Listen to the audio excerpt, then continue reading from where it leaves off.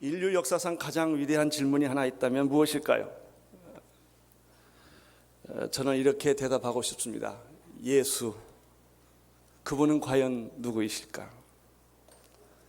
예수님을 안 믿는 사람에게는 흥미없는 질문이에요. 그렇지만 예수를 믿건 안 믿건, 교회를 다니건 안 다니건, 하나님을 믿건 안 믿건 간에 예수, 당신은 누구십니까? 예수, 당신은 어떤 분이십니까? 이것처럼 중요한 질문이 없습니다.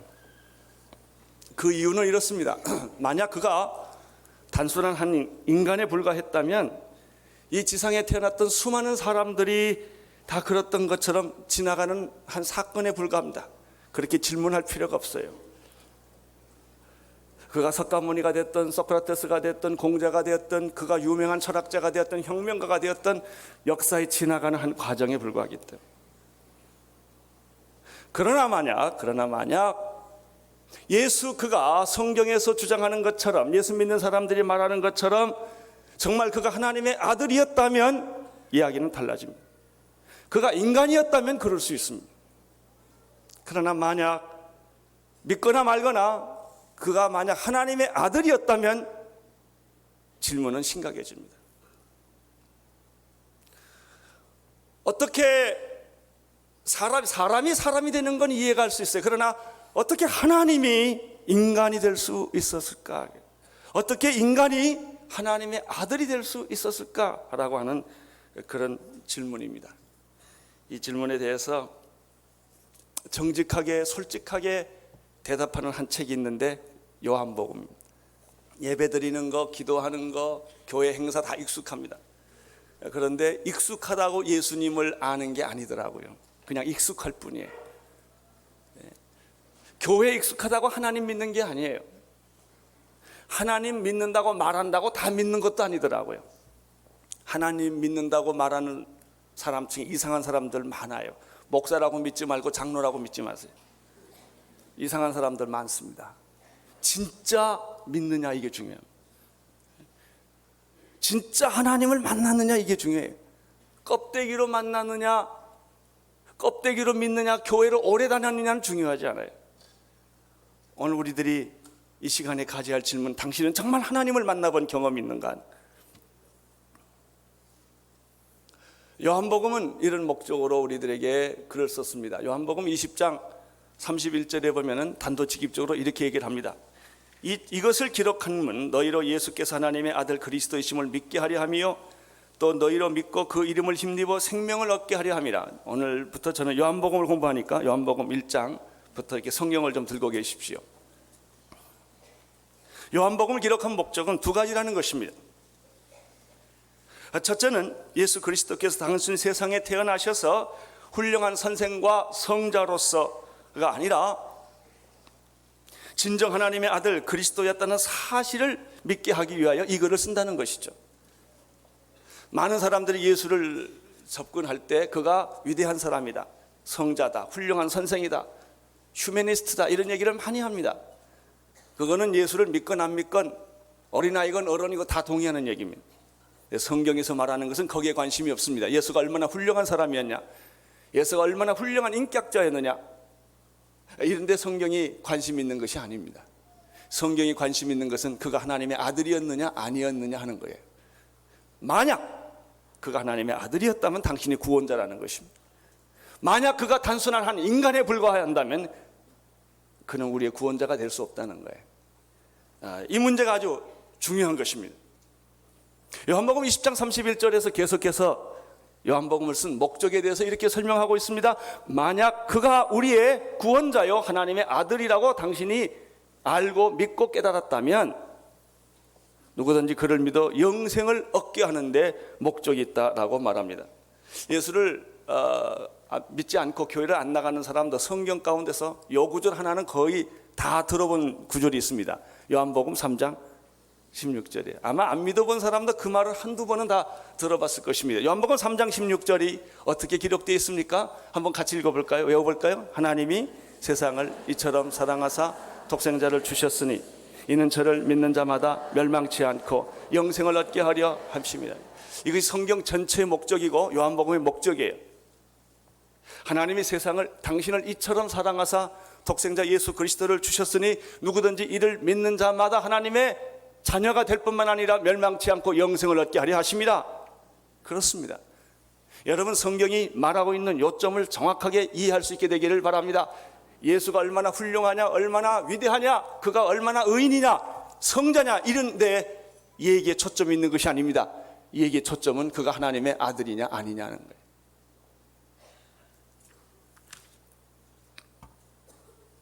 여러분, 만약 그가 하나님의 아들이라면 우리의 구원자예요. 그가 만약 우리 하나님의 아들이 아니라고 생각한다면, 우리와 똑같은 한 인간에 불과한다면, 그는 우리를 아무리 훌륭하고 아무리 위대하고 아무리 거룩한 삶을 살았다 할지라도 그는 우리의 좋은 선배가 되고 그는 우리의 좋은 사표는 될 수 있을지 모르지만은 우리의 구원자는 아니라 말이죠.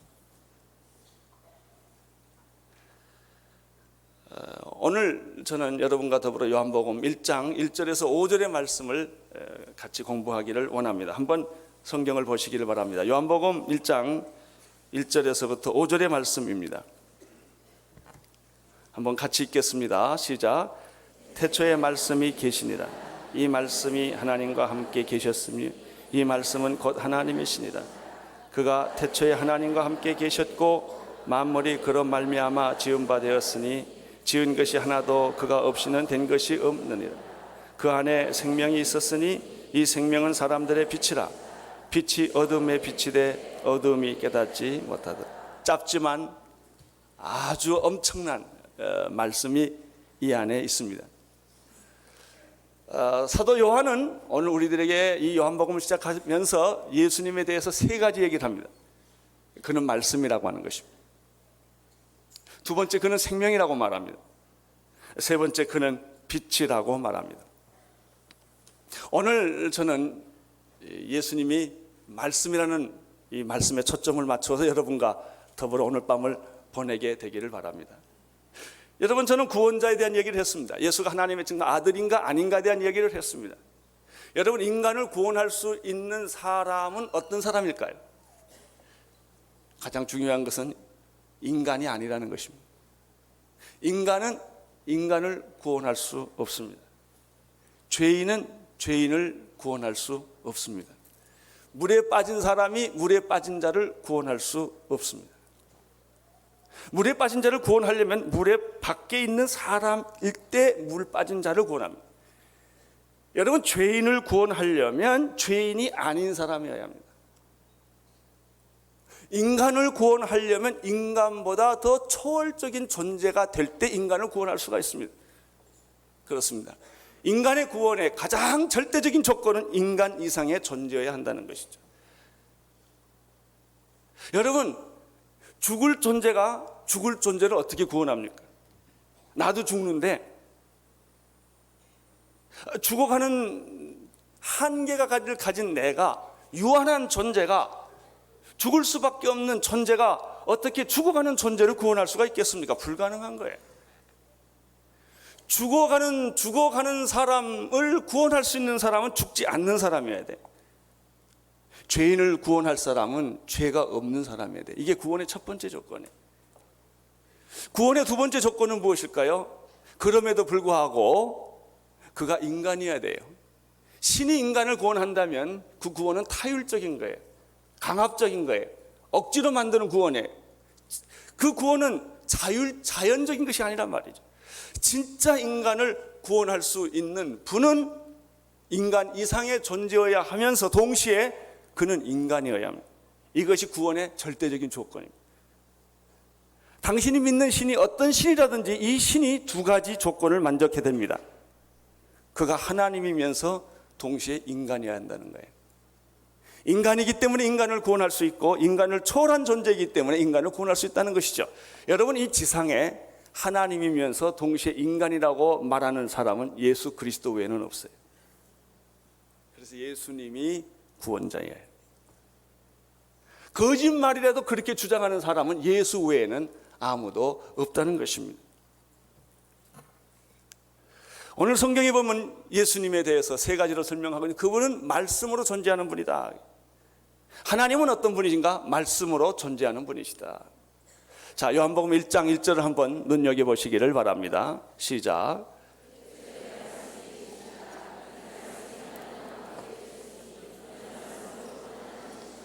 말씀이란 무엇일까요? 오늘 여기 보면 태초에 말씀이 계시니라. 이 말씀은 하나님과 함께 계셨으니 이 말씀이 곧 하나님이시라. 하나님은 어떤 분이신가? 말씀이라는 거예요. 우리가 지금까지 하나님에 대한 설명을 들은 것과 굉장히 차이가 많죠. 우리는 하나님은 어떤 신비스러운 존재, 초월적인 존재, 어떤 신비스러운 존재 이렇게 생각을 하지요. 그래서 하나님을 믿는다는 것이 알듯 하면서 탁월의 하나님처럼 이해하기가 참 어려워요. 잡힐 듯 알듯 이게 잘 몰라요. 마음속으로 하나님을 다 믿지만 하나님의 실체가 뭐냐고 말했을 때 이렇게 하나님은 이런 분이다라고 말하기가 참 어렵습니다. 그 사람들이 쉽게 하는 말이 있죠. 하나님 보여주면 믿겠다고. 하나님 음성을 듣거나 하나님을 실제로 보여주면 내가 믿겠다고. 하나님을 안 믿을 이유도 없지만 하나님을 믿을 이유도 구체적으로 없는 거예요. 그래서 사람들은 하나님에 대해서 굉장히 막연한 생각을 하고 있죠. 그러나 결코 하나님의 막연한 존재일까요? 아니에요. 여러분이 막연한 존재가 아니듯이 하용조라는 사람이 아주 구체적인 그런 존재이듯이 내가 여기에 있듯이 하나님이라는 실체는 그렇게 막연한 안개와 같은 구름과 같은 그런 존재가 아니란 말이죠. 하나님처럼 분명한 존재가 없어요. 나를 보면 하나님이 분명해요. 나를 보면 내 아버지가 분명하듯이 나를 낳으시는 아버지, 나를 기르시는 그 어머니의 실체가 분명히 있기 때문에 나라는 존재가 있듯이 하나님의 실체처럼 완전하고 정확하고 분명하고 손에 잡을 수 있고 내가 볼 수 있고 만질 수 있고 들을 수 있고 그리고 느낄 수 있는 존재는 없네. 이게 하나님이에요. 그러나 우리는 하나님이 먼 존재, 하나님이 막연한 존재. 그래서 우리는 그냥 하나님 그러는 거예요. 제가 그 월북한 농업기술자 하나를 만났는데 그분이 탈출을 해서 저기 러시아까지 갔다가 한국으로 온 분이에요. 그분 얘기를 들으니까 하나님을 믿지 않고 있었을 때 그분이 탈출하다가 그 러시아의 큰 강물에 떠내려갔대요. 달빛은 교교하게 비치고 경비원들은 사방이 깔려서 숨을 방법이 없는데 그 사람이 널판지 하나를 의지하고 탈출하면서 이런 말 했대요. 하늘아 날 좀 살려주려무나. 하나님이라는 말을 못하니까 어떤 존재가 있을 거라는 것이죠. 어떤 존재. 자기를 구원할 수 있는 존재는 어머니였대. 그래서 그는 어머니가 하나님이었는데 어머니의 실체가 없어지고 난 다음에 그는 누구를 믿어야 될지 누구를 붙잡아야 될지 그렇게 말을 했다는 것이죠. 그런데 오늘 요한복음 1장 1절에 보면은 엄청난 선이 나와요. 하나님은 실체라는 것, 실제라는 것입니다. 그렇게 막연한 관념이나 개념이 아니라는 거예요.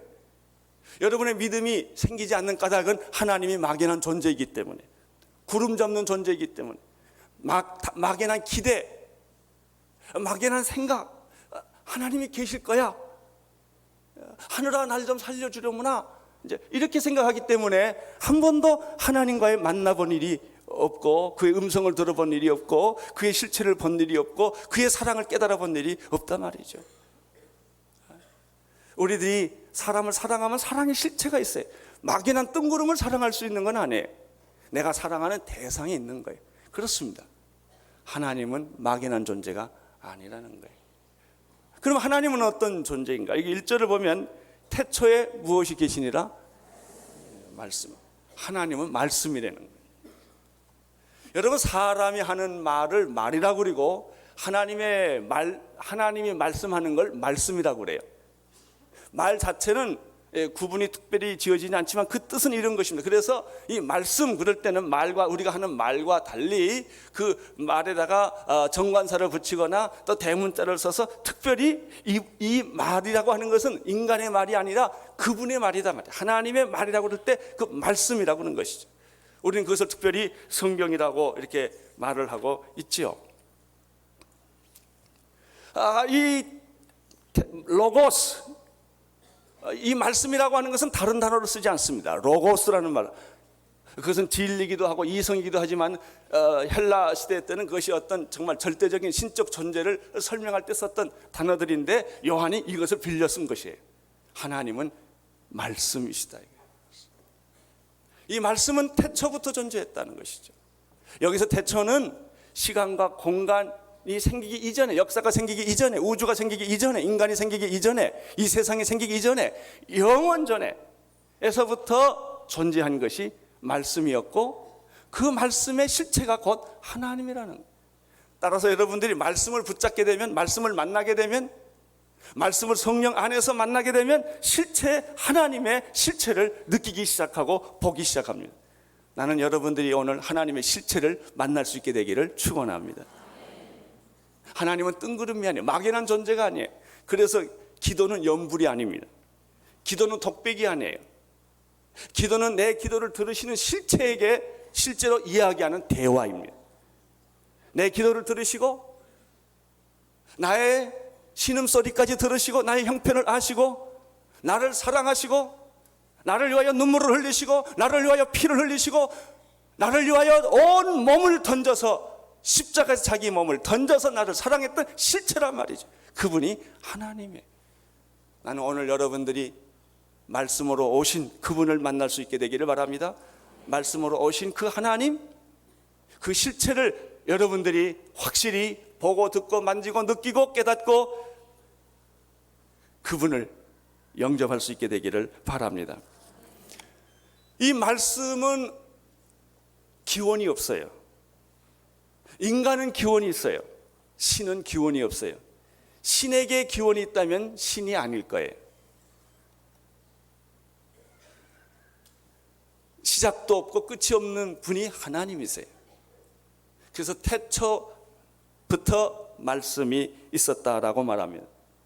이 말씀이 누구냐 하면, 이 실체가 누구냐 하면 하나님의 말씀인데, 이 하나님의 말씀의 실체가 뭐냐면 예수 그리스도예요. 예수 그리스도가 하나님의 실체예요. 하나님을 본 자는 없어요. 그러나 누구든지 예수 그리스도를 믿으면 하나님의 실체가 느껴지기 시작해요. 진짜 예수를 만나보는 방법이 있어요. 2000년 전으로 타임머신을 타고 돌아가면 갈릴리 해변에서 안진병을 일으키시고 봉사를 눈뜨게 하시고 귀머거리 귀를 열게 하셨던 그분을 여러분이 만날 거예요. 가늠하다 현장에 붙잡힌 한 창녀를 용서해 주셨던 그분, 남편이 5이 있었지만 인생이 외로웠던 목말랐던 그 여자를 품어주시고 용서해 주시고 사랑해 주시고 삶의 의미를 주셨던 한 청년, 그 실체예요. 여러분들이 말씀의 실체인 예수 그리스도를 만나면 하나님을 실체를 보기 시작을 합니다. 하나님을 깨닫기 시작을 합니다. 그분이 내 안에 들어오시면 내 인생의 놀라운 삶의 변화와 상상할 수 없었던 인생의 변화가 일어나기 시작을 하는 것이죠. 빌립보서 2장에 보면 예수님에 대해서 이렇게 설명합니다. 그는 근본 하나님의 본체시나 하나님과 동등됨을 취할 것으로 여기지 아니하시고 오히려 자기를 비워 종의 형체를 가져 사람들과 같이 되었고 사람의 모양으로 나타나셨으며 자기를 낮추시고 죽기까지 복종하셨으니 곧 십자가에서 죽으십니다. 예수는 인간이었지만 그의 본체는, 본래는 하나님이셨다는 거예요. 하나님이 하나님됨을 포기하고, 사랑은 포기예요. 사랑은 얻는 것이 아니라 주는 거예요. 갖는 것이 아니라 포기하는 거예요. 하나님의 사랑은 무엇인가? 하나님이 하나님을 포기한 거예요. 하나님이 자기를 포기하고 인간을 구원하기 위하여 인간처럼 된 것이 하나님의 사랑입니다. 이게 진짜 사랑이에요. 우리들의 사랑은 전부 가짜예요. 가짜이기 때문에 내가 낮아지는 것이 아니라 다른 사람을 착취하는 거예요. 사랑은 착취예요. 오늘 여기 보면은 하나님은 하나님됨을 포기하시고 우리를 사랑하기 위하여 인간이 되셨고, 인간이 되실 뿐만 아니라 인간 중에서도 가장 낮은 곳에 오셨고, 가장 낮은 곳에 오셨을 뿐만 아니라 가장 처절한 죽음으로, 그것도 33세에 죽었다는 거예요. 그분이 예수 그리스도이십니다.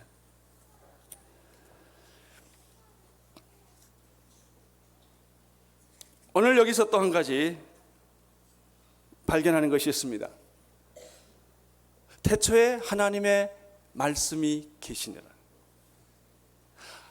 말씀, 하나님의 말씀. 그 말씀이 곧 하나님의 실체. 나의 실체는 내가 말하는 거예요. 그래서 우리는 헛소리하고 살면 안 돼요. 말 잘못하면 그게 내 실체니까, 나니까. 하나님의 말씀은 영원하고, 하나님의 말씀은 변함이 없고, 하나님의 말씀은 거짓이 없어요. 그래서 하나님의 말씀은 말이죠, 빛이 있으라 하심에 빛이 있었더라. 말씀은 능력이에요. 여러분, 이 말씀이라는 뜻 속에는 무엇이 있을까요? 하나님은 말씀하신다라는 뜻이 있어요. 말씀한다는 뜻은 무엇일까요? 듣는다는 뜻이 있어요. 여러분, 듣지 않고 어떻게 말합니까? 내가 말한다는 것은 듣는다는 것을 의미합니다. 내가 말하고 듣는다는 것은 무엇일까요? 상대가 있다는 거예요. 상대가 있다는 것은 무엇을 의미할까요? 인격을 의미하는 거예요. 하나님은 홀로 계시는 분이 아니에요. 하나님이 말씀하시는 대상, 상대가 있는 거예요. 내가 있는 거예요. 나의 기도를 들으시고, 그분은 나에게 말씀하시고, 그분은 나와 사랑의 관계를 가지고 계시고, 말씀한다는 게 그런 거예요. 그는 나와 교제하시고, 음식을 먹고 마시고 호흡하고, 나의 감정을 아시고, 나의 느낌을 아시고, 나의 고통을 아시고, 나의 눈물을 아시고, 나의 하소연을 아시고, 내 인생의 이 처절한 모든 사건을 다 아시는 분이 누구예요? 하나님이세요. 그 말씀한다는 말 속에 그런 뜻이 다 있는 거예요. 여러분, 언어를 잃어버린 사람은 얼마나 불행합니까?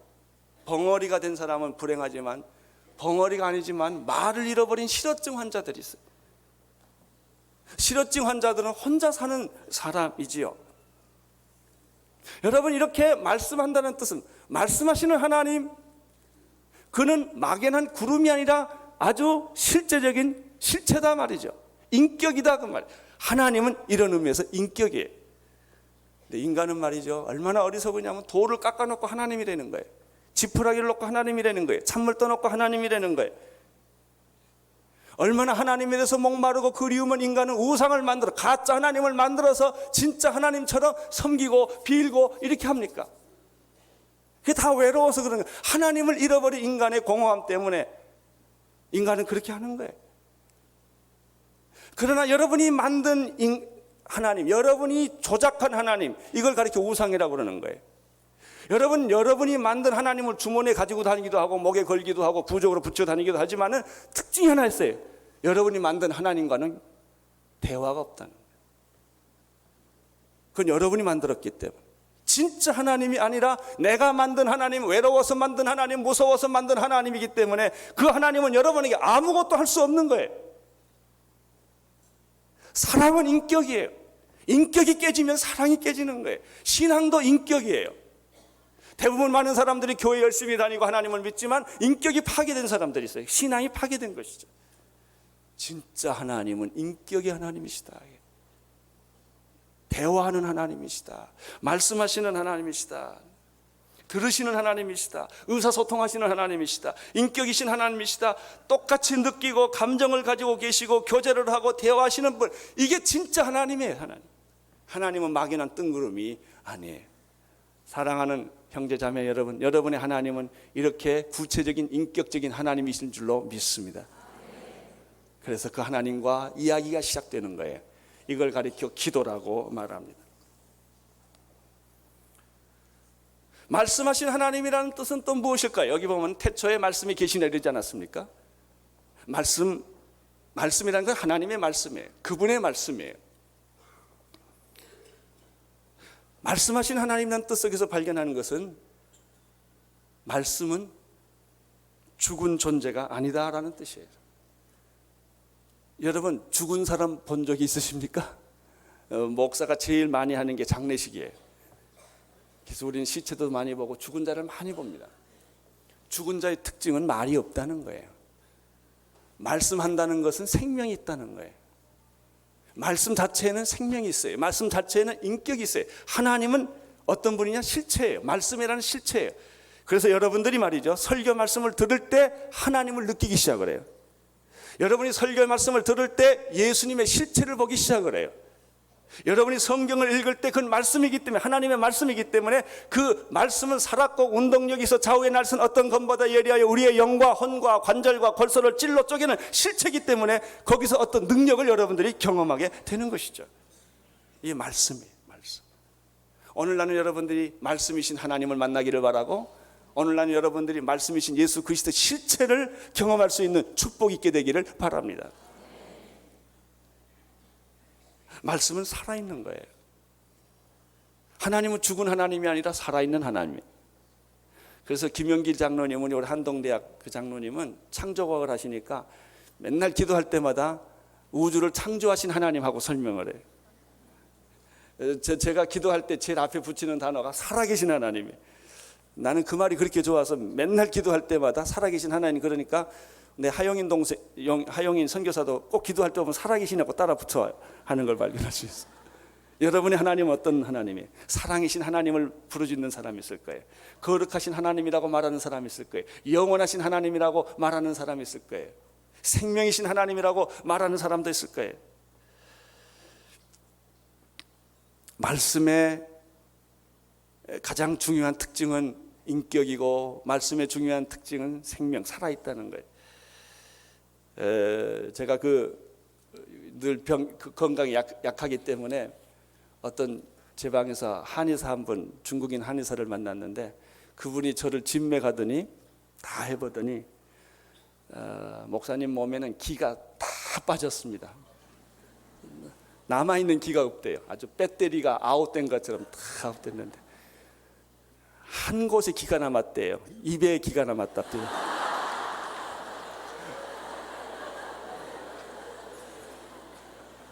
그래서 제가 그 말을 듣고 웃었어요. 설교는 하니까. 여러분, 죽은 것은 하나님 말씀이 아니에요. 그래서 하나님의 말씀이 들어가면 죽은 것도 살려내요. 없는 것도 있게 해요. 안 되는 것도 되게 하는 게 하나님의 이 말씀이에요. 태초에 말씀이 계시니라. 이 말씀은 하나님의 말씀이지만 이 말씀의 실체는 바로 예수 그리스도를 의미합니다. 이 말씀에는 능력이 있어요. 하나님 말씀은 살았고 운동력이 있어 좌우의 날선 어떤 것보다 예리하여 우리의 혼과 관절과 골수를 찔러 쪼개며, 그래서 말씀이 나갈 때마다 능력이 나가는 것입니다. 하나님은 능력인 줄로 믿습니다. 하나님은 막연한 분이 아니십니다. 뜬구름이 아니십니다. 나의 기대와 나의 이상과 내가 희망하는 그분이 하나님이 아니에요. 하나님은 실체예요. 실체. 말씀의 실체예요. 여러분, 그래서 우리의 미래는 실체예요. 미래는 막연한 미래가 아닙니다. 우리의 미래는 하나님이 나의 미래예요. 하나님이 나의 미래라고 말한다면 나의 미래는 실체예요. 실제로 있는 거예요. 천국은 막연한 게 아니에요. 실체입니다. 여러분이 죽으면 가는 곳이에요. 믿으시기를 바랍니다. 지옥도 실체입니다. 그것은 하나의 관념과 개념이 아니라는 것이에요. 나는 오늘 이 자리를 통해서 여러분들의 신앙이 구체적이고 실체적이 되기를 바랍니다. 그것이 하나의 이론이 아닙니다. 신앙은 이론이 아닙니다. 밥 먹는 게 이론이 아니에요. 밥을 먹는 거예요. 그건 실제 경험인 것입니다. 믿음이라고 하는 것은 실제 경험인 것입니다. 믿는 자만이 합니다. 믿는 자만. 믿어야 이해되는 거예요. 이해하면 믿는 게 아닙니다. 신앙의 논리는 달라요. 여러분들이 이해하면 믿어질 것이다, 안 그래요? 알면 믿어질 것이다, 아니에요. 알면 알수록 괴로워요.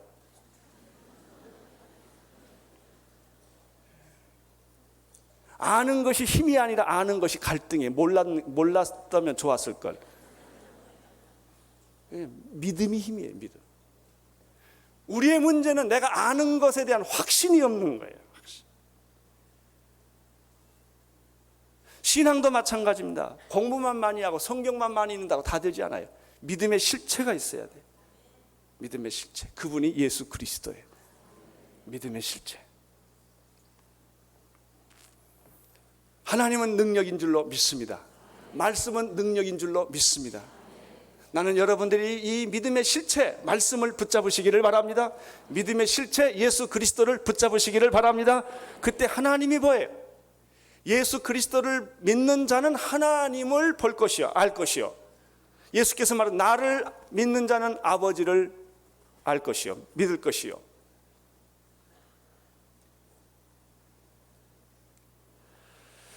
오늘 그 1장 1절에서 다시 한번 보겠습니다. 태초에 말씀이 계시니라 이렇게 되어 있죠. 이 말씀은 누구와 함께 계셨습니까? 하나님과 함께 계셨다. 그리고 이 말씀이 곧 누구다? 하나님이시다 이렇게 되어 있습니다. 여러분, 하나님을 다른 데서 찾지 마십시오. 말씀에서 찾으십시오. 말씀. 이 말씀은 하나님과 함께 계셨고 이 말씀은 곧 하나님이시다. 이게 헷갈리는 말이에요. 삼위일체이기 때문에. 진짜 참신은 삼위일체 하나님이에요. 이원론이 아닙니다. 범심론이 아닙니다. 진짜 하나님은 한 분이신 유일신 하나님이시요, 진짜 하나님은 한 분이시면서 동시에 세 분이신 분이에요. 하나님이 그래서 소사이어티를, 커뮤니티를 가지고 계세요. 우리 기독교가 공동체예요. 여러분, 기독교는 개인주의를 배격합니다. 진정한 공동체는 하나님 나라부터 시작하면 성부와 성자와 성령이 하나님의 나라를 이루고 공동체를 이루어요. 이 세 위기 때문에 이 하나님의 공동체에서 가장 중요한 단어가 연합과 일치라는 단어. 우리 민족이 제일 못하는 거예요. 마귀의 주특기는 분열과 파괴입니다. 하나님의 공동체의 특성은 한 사람이 모였건 두 사람이 모였건 10사람이 모였건 하나 되고 연합하는 것입니다. 나는 우리 민족이 하나 되기를 바라고, 우리 사회가 하나 되기를 바라고, 우리 가정이 하나 되기를 바랍니다. 가난한 자나 부자가 하나 되기를 바라고, 배운 자가 못 배운 자가 같이 하나 되고 연합하는 아름다운 이상적인 공동체, 그것이 하나님의 공동체. 하나님을 믿는 사람들은 이런 하나님의 공동체를 실현하는 사람들입니다. 교회는 공동체입니다. 이래서 예수 그리스도는 하나님이시며 하나님과 함께 계시는 분이십니다. 여러분, 하나님의 실체는 무엇입니까? 예수 그리스도이십니다. 하나님의 실체는 무엇입니까? 말씀입니다. 여러분이 정말 하나님을 믿고 알고 깨닫기를 원한다면 십자가에 피 흘려 돌아가신 예수 그리스도의 그 피와 살을 먹을 때입니다. 그 실체를 내가 인정하고 그 실체를 내가 받아들일 때, 요한복음 우리들에게 이렇게 말합니다. 당신은 하나님의 자녀가 되는 특권을 갖는다. 할렐루야. 오늘 이 자리에 찾아오신 여러분들, 특별히 교회 처음 오셨거나, 아니 교회는 많이 나왔지만 하나님에 대해서 아직도 그 실체를 만나보지 못하신 분들, 여러분의 신앙생활은 분명히 목마른 신앙생활이에요. 갈증을 느끼는 신앙생활, 믿긴 믿는데 아무것도 없는, 기도도 하는데 응답이 없는, 찬송을 부르는데 기쁨이 없는, 어떤 때는 기쁨이 있다 없다 왔다 갔다 하는, 왜냐하면 실체가 없기 때문에 그래요. 그런 분들은 오늘 여러분들이 실체를 영접하고 만나고 그리고 누리는 축복이 있게 되기를 바랍니다. 오늘 본문 좀 멀리 넘어가서 1장 14절을 보시겠습니다. 1장 14절. 1장 14절 읽어주십시오.